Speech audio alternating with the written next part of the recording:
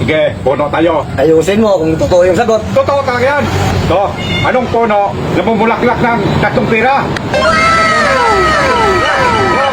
Anong puno ang namumulaklak ng 3 pira? Yan guys, mahirap yan. Hindi niya alam yan. Kala mo, ikaw lang magaling ha. 3 pira. Pira. Mayaman na tayo, may karoon na pira. Puno yan, pag may tanim kang ganyan, hintayin mo lang na mamumulaklak siya. 7 daw yung dahon. Ano yung 7 dahon? Laman yun eh, puno rin yun eh. Oo, 7 yung dahon. Ano yun? Ito yung dahon, buinas daw yun eh. Pag may tanim ka doon, pag magkapitong dahon ka, Oo, ano yun? hindi ko kilala yun eh. Sa Bisaya yun, kagangkang yun eh. Kalangkang ba, panggulay rin yun. Kala mo, di ko alam yun ha. 3 pira. Oo, namumulaklak siya ng 3 pira. Ay kung yung bulaklak niya, kung linibo yun, 3,000 kagad. Hintayin mo naman sa susunod na. Puno yan ha, puno ha. Oo, puno.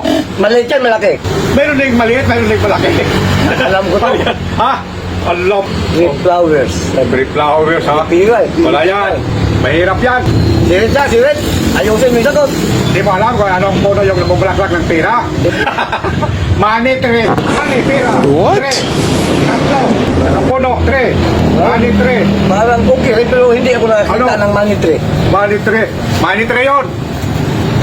Hindi na raw lahat. Pira.